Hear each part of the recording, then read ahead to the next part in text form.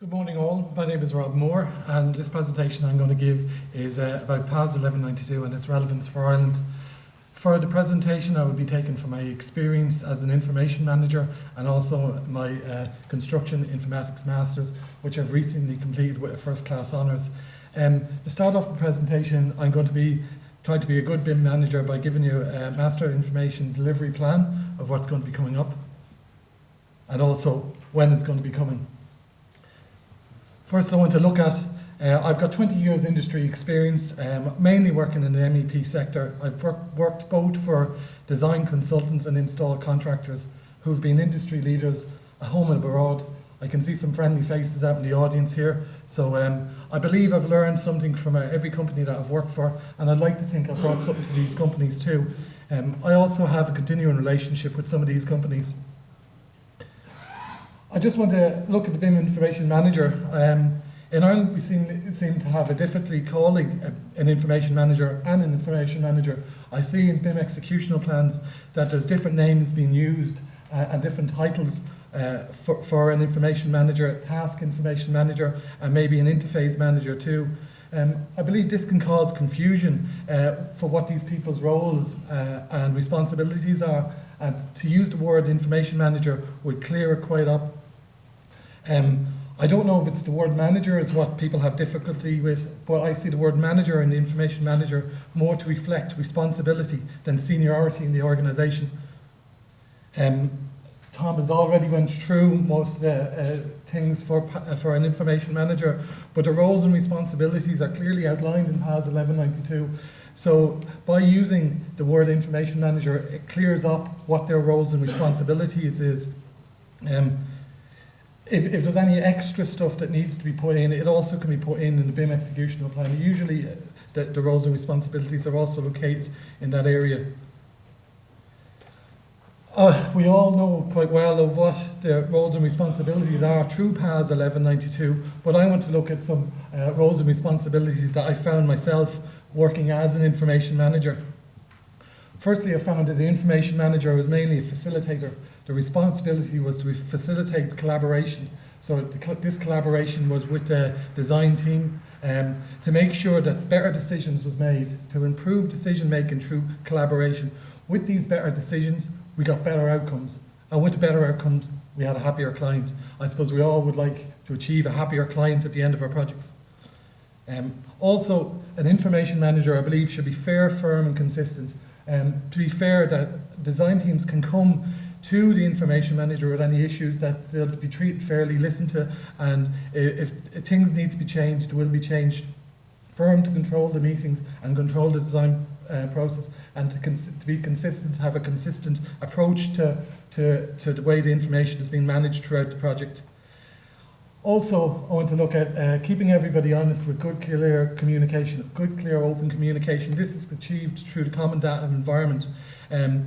Having everything, all the decisions that's made, stored in the common data environment automatically makes it open, that all the design teams can go back through. As Tom said, it's also an auditable and traceable process of doing it.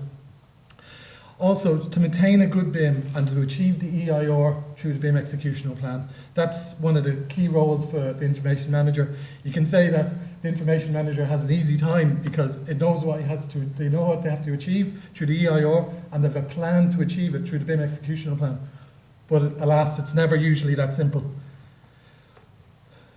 Next, I'd like to move on and I'd like to talk about my Masters that I did with CITA through the IT. It was a Masters in Construction Informatics, and the dissertation that I did for this was PAS 1192 as a collaborative standard and the Irish AEC industry. I suppose it was back in 2007 when I first saw ABS, which was a MEP software. It wasn't a very developed one, but I could see within the software the value of designing stuff in 3D and also having the information about the stuff, information about the components that you're designing. I then started looking at the Masters in 2012. I think that was the time that I really thought I needed to do something myself, to have myself ready for where I saw the industry going. Luckily, when I started my Masters, I actually weren't working on a BIM project, but soon after I started working on a BIM project, which was very helpful. I found the Masters excellent, I really did. I found that it was very flexible with the online lectures, which meant that you could come home from work, eat your dinner and attend a lecture. If I had to go into Bolton Street and come home from Bolton Street and then perform on a challenging job the next day, I probably would have found that hard to complete. I also found that the flexibility was also true throughout the projects that I did on my Masters. That I were allowed to do projects on where I saw problems or where I wanted to investigate and improve areas in my current job, which also meant that I could hopefully provide solutions to the companies that I were working in, and as well as that I got these solutions critiqued by some of the lecturers. So that was very useful. I also believe I would have been studying anyway because the job was challenging where we were working, so you needed to be looking at better processes and ways of doing stuff. But by using the Masters as a framework for this study, at the end of it, I had a qualification. I think looking at the Masters, it was an education more than training. It wasn't just about training how to use a piece of software. It was an education on how to look at BIM and look at it differently. I suppose when I started my Masters, I really looked at BIM as the 3D element was the most important element. But now, after completing my Masters, I'm less important to the 3D element and I more look at the information.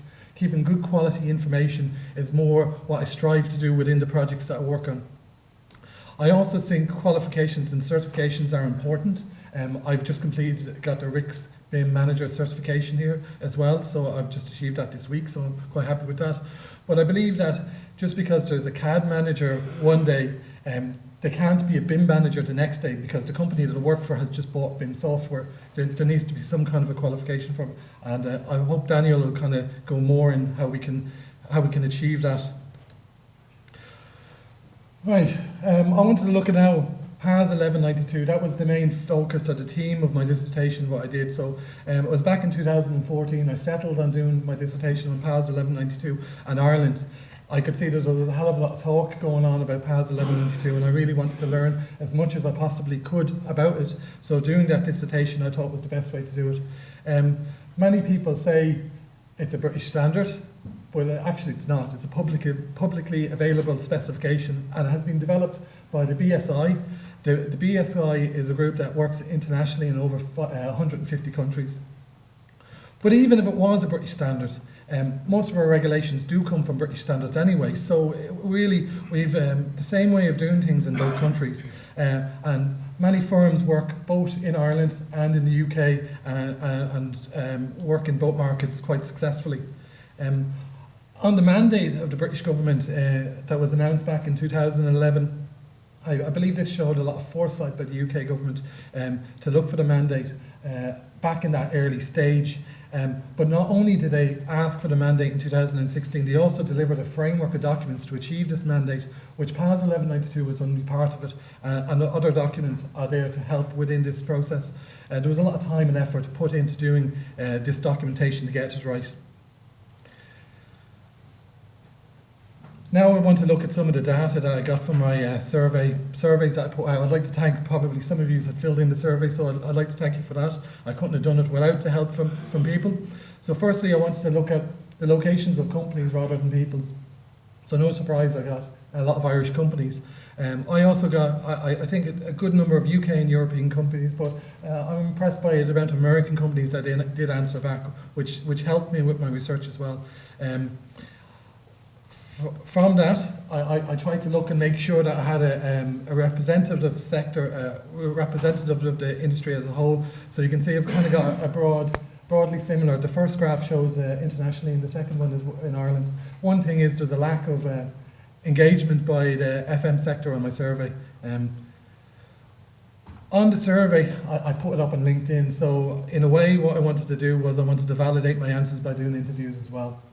So I did interviews. I did 2 in the UK, 2 in the US, 1 in the UK, 2 in Ireland, and 1 in Australia. From people in them countries. and from them, there were industry leaders, and most of them have, some of them are in the audience today. Some of them spoke at a previous BIM gathering in 2013, and some of them will be speaking in the next BIM gathering in 2015. One, I wanted to look at firstly Ireland's path of BIM. I thought it just shows an interesting path that we're going, that the industry is moving towards a BIM future. You can see that not much take up, but at the top that over 50% say that over 60% of their projects will be BIM projects. I didn't specify this in the questionnaire, but I believe people are referring back to level 2 BIM. Nextly, not everybody is totally enamored with BIM. There was 3 respondents that believes that they will have no BIM work all the way through and in 2020. One respondent didn't know what BIM was, but I do actually appreciate that they did take the effort and time to fill in the questionnaire anyway, but it shows that there is some lack of knowledge there as well. And then I wanted to go out and investigate collaborative standards and their international context. So what I looked at, the first pie chart there shows BIM standards that companies are using internationally. That was the full market. So you can see PAS 1192 is well represented, but also NBIMS is there with quite a large number as well. But then when you looked at in Ireland, things changed. That it was mainly PAS 1192. Only one respondent had NBIMS, but actually most of my respondents that said I had NBIMS on my survey mainly came from America. That was where the Americans use NBIMS. I was very surprised about that. Very surprised indeed to see that a lot of companies wasn't using a recognised standard, when there is so many of them. If you went into Building Smart, you could find that there was over 72 standards that could have been used. And I were surprised not to see some of these standards mentioned, that they weren't being mentioned at all. That was mainly in-house non-BIM standards or previous CAD standards, but I am going to come back to that. I think it needs to be addressed a bit further. I noticed that NBIMS and PAS 1192 really pushed themselves as international standards. Most of the other standards were happy enough to live in their own domestic markets, and they weren't advertising for an international market, but aggressively PAS 1192 and NBIMS are doing that. So I thought, even though NBIMS wasn't being used in Ireland to any great detail, I believed I wanted to review it to see if there was anything there that we could learn from that. So I went in and started looking at it, but through reading through the PAS at the very start, reading through NBIMS at the very start, it said that the standard was mainly aimed at software developers and vendors, and also NBIMS admitted fairly early in the document that it's not developed in the areas of process standards, and they expect to release that in later versions. One thing I did find was Chapter 5, 5.5. Coming from an MEP background, I looked at this section and I actually thought it was quite good, and I would actually recommend anybody that's an MEP installer to read it, because there is some good areas. But this section was the only section that actually referred to collaboration standards and had some of the elements that PAS 1192 had. On the other hand, PAS 1192, I found it was a very focused standard. It was very easy to use, as NBIMS was a long standard. PAS was focused enough, and it was easy to find the information that you wanted within that standard. The big difference that I found between it was the EIR, starting with the end in mind. That was a term that came up through a lot of my interviews, starting with the end in mind, and the importance of the EIR, which is not mentioned in NBIMS whatsoever. I don't believe that America is looking at an EIR for it, which I believe if PAS 1192 is the most important document for applying BIM to level 2. I think the EIR is the most important section within that document for applying that. I found it very easy to use the document PAS 1192, because everything is tied together quite nicely through the timeline and how it's done. It gives you step by step what processes needs to be done. But also, it's not just the standard telling you what needs to be done. It kind of does how you need to do it as well. It describes it very well to do that. I found that PAS 1192 Part 2 also had all the elements that you required for collaboration. It had your EIR, your BIM execution plan, your master information delivery plan. It went through roles, responsibilities, it had a common data environment, had a naming convention, and had the level of detail. I can't think of anything else that you could need in it. But I'm not going to slate NBIMs totally. I believe that there's space for both of these documents to live. PAS 1192 can be a collaboration standard, and BS 1192 can live as an exchange standard. I believe that's more what that standard is going down the road of, and maybe it would be better if it was defined, both standards, as different. Right, I'm going to go back into what I found was, I would nearly say worrying, was a lot of companies are using non-standard standards. They're using their own in-house standards, which I don't believe is really a standard at all. Having the industry using the same standard will make the standard stronger, and the industry standard maintained, using an industry standard maintains companies won't have to reinvent the wheel when they start collaborating with a new team. Information can carry it out, and information can be carried for the full life cycle of the building if you're using a standard way of doing it. There's no guarantee that companies that design buildings will be around in 50, 60 years, or other standards will be the same and available in 50 or 60 years when work might need to be done on the building for refurbs or anything else. By having a standard, a recognised standard, it also allows for a QA, QC process to be done accurately and much easier. In-house standards aren't really standards, they're actually just a documented process. Maybe companies believe that they need this document process to fulfill their obligation for their ISO 9001. I don't believe that. I believe that you could change the wording in your ISO 9001, saying that your standards for collaboration will be PAS 1192 and your other standards will be a BIM executional plan. Within PAS 1192, it actually looks for each member of the design team, even tier 2, produce their own BIM executional plan, so that can be where the company standards for other elements needs to be done.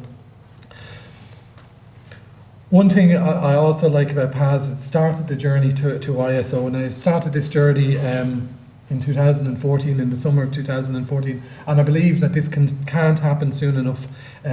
If PAS 1192 becomes an ISO, it will give confidence in companies within Ireland and the rest of the world to start adopting it in a much greater capacity. I also believe the companies should adopt PAS 1192 as soon as possible and start working with it and get a knowledge of how it works. By doing this, that means that when they are actually required to use PAS 1192 on level 2 projects or as a client requirements, they do have this knowledge on how the standard works. There is a few elements that can be brought through towards the standard. Clarity was, through my interviews, clarity was one of the main features, what people thought that the standard would bring. Just moving on, I just look at the UK government with our 2020 plans and the international market. That's a huge amount of growth in the construction industry, 70% in the global industry by 2020, which is a huge amount of business. 70% in 10 years is staggering, really. I know Tom forgot or left out the last one, which I wanted to look at, the improvement of exports by 50%. I believe we can get some of this market. It shouldn't be just the UK looking for this improvement. We should be, as an industry, actively looking to get this 50% improvement. Throughout some of my questionnaires, I asked where was the primary market, and obviously enough, this is solely in Irish companies. Obviously enough, majority of them will be working in Ireland. But it's interesting to see that 5% say Europe and 9% say the UK is their primary market for an Irish-based company, which is very interesting. But it also shows that when you look at where companies work in the secondary market, it is mainly the UK, but where companies want to expand in the future, want to do in the UK, Europe and the world. So there is an appetite there to expand. And I believe PAS 1192 will position companies correctly for this expansion into international work. It's not just my belief that we should be going for international work, it also has been outlined in the Forfos strategy. Forfos' strategy wants the industry to respond to meet and exceed standards, and also wants to win more business abroad in the overseas markets. So that's what Forfos wants us to do, but it also says that they will try and work with bodies to improve it. The bottom part is what they're saying that they're pledging to do is what's in their actions for the report. So I want to look at the government mandate, an Irish government mandate. People are always talking about this. If PAS 1192 is formally adopted by the government and specified in government contracts, this would become a de facto mandate. There was no need for the government to go through it. This de facto mandate would also give more flexibility to the SMEs. It's 2015 now. I think it's way too late for the Irish government to be looking at a mandate and a framework, a timetable and a framework of documents to do a mandate. When will they have it done? Will it take them 4 years? Which really, it's too late. We can just work with PAS 1192 and work with the documents that has been produced by the UK government. Also, I don't believe the Irish industry has the appetite or capacity to develop such a standard to the standard of PAS 1192. So I believe that we should leave that alone. I think education is quite an important thing. I believe the client needs to be educated, and also the industry needs to be educated. I believe that the bodies, industry bodies, should be institutes should be taking a more active role in advising the members of what needs to be done, and especially the clients, to make sure that they're aware of what they need and what's best to specify. I think what we're in danger of, BIM is becoming a silo. I suppose in the earlier presentations I went to and from American presentations, I always talked about silos and the architects and different people being in silos. But I think what's happening now is BIM is becoming a silo. It seems to be the same people that I meet at most of these talks. So we need to get out there, and the message hasn't been got by everybody. It is being shown that some people do not have got the message. Maybe within groups like us and on Twitter and stuff like that, it seems obvious what BIM is, but people still do not know what BIM is. Now, obviously, I also have to mention that CITA is doing a sterling job here by doing this series of talks. I must admit, I was delighted when I went in to hand my thesis in to Alan. He was actually reading PAS 1192, and he told me about the series of talks coming on PAS 1192. Because that was one of my recommendations, that there would be more information on PAS 1192 in my thesis. Finally, I got to just talk about the CITA BIM gathering. I suppose Alan's not here, so somebody has to talk about it. I'm sure you'll talk more about it later on, but he'd be delighted that I mentioned it as well. I've actually got 2 papers, abstracts that have been accepted for this the BIM gathering. I'm hoping to develop some of the topics and themes that I've shown in my presentation. So I'm looking forward to writing these papers. Just want to go on some final thoughts here. What I wanted to look at, well, maybe this is for Sean to remind him of home, but really it's all about the information. We have to get back and think about the information. BIM is much more than 3D, and we really need to look at the information and to make sure that this information is structured. It should be searchable, reusable and interoperable, and that's what we need to make sure that our information is. And there is no better way to control our information than to appoint its own manager, an information manager. Then I want to look at Keep Calm and BIM On. I believe that some of the companies now have bought, well, I know a lot of the companies have bought CAD products, BIM products, and have made the steps in training the staff and starting on BIM projects. I believe that they need to help them with this. I believe some companies might be struggling on this, and I believe to help them on achieving the efficiencies that they wanted, if they start using PAS 1192 as a structured format for how they do the processes within the office, this will take some of the pain away. If you're not doing PAS 1192 and you are having pain, look at applying that within your office, and I believe it will give you some efficiencies then. That's it. Thanks very much. Thanks very much.